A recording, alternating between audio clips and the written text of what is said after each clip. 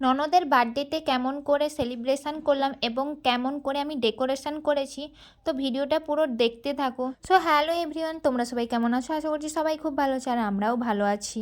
প্রথমেই আমি ডেকোরেশন করব বলে সব কিছু নিয়ে চলে এসেছিলাম, আর বাবা এসে বলছে কি করবি। আমি তখন বললাম যে আজকে মনুর বার্থডে। তখন বাবা এসে নিজেই একটু হেল্প করে দিল, আর এইদিকে আমার ছোটো ভাই এসে সব বেলুন টেলুন ফুলিয়ে দিল।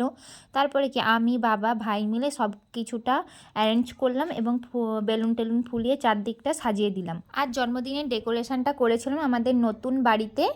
আর আমরা এই নতুন বাড়িতে প্রায় 6 মাস মতো হয়েছে এসেছি, আর এইটা তার ফাইনাল লুক। এইভাবে আমরা সাজিয়েছি, কেমন হয়েছে তোমরা কিন্তু জানিও। তারপর মনু আমাদের বাড়িতে সন্ধ্যেতে চলে এসেছিলো, আর এইখানে ওকে সারপ্রাইজ দেওয়ার জন্য ভিতরে আমার রুমে ঢুকালাম।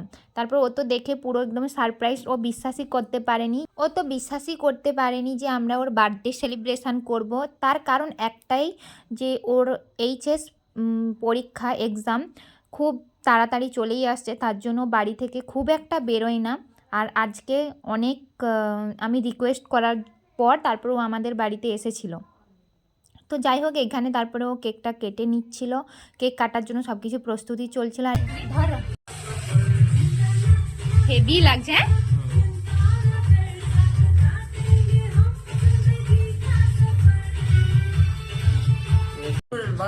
হ্যাঁ,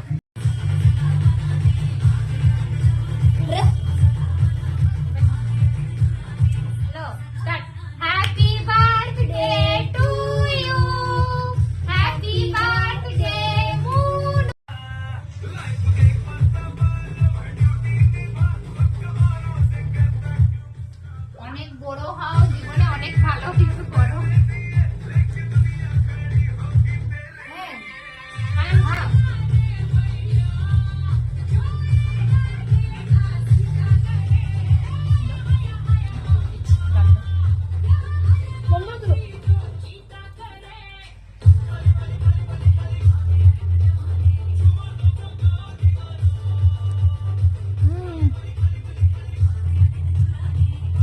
এইখানে তো মনু কেকটা কেটে নিয়ে তারপরে সবাইকে কেকটা ডিস্ট্রিবিউট করে দিচ্ছিল। তারপরে এইখানে কিছু মিষ্টি কিনে এনেছিলাম, সেই মিষ্টিটাই ওকে খেতে দিয়েছিলাম, কিন্তু মিষ্টি খেতে চাইনি। তারপরে ওকে আমি একটা গিফট দিয়েছিলাম, মানে গিফট বলতে একটা জামাই দিয়েছিলাম। আগের বারেও ওকে জন্মদিনে একটা জামা দিয়েছিলাম, এবারেও জন্মদিনে জামা দিয়েছি, ছোট্ট গিফট।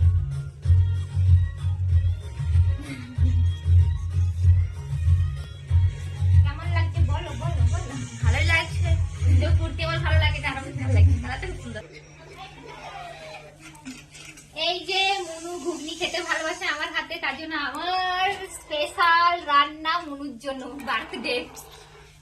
বলো কেমন হয়েছে? আজকে আবার গ্যাসটা শেষ, সব উনানে রান্না করছি।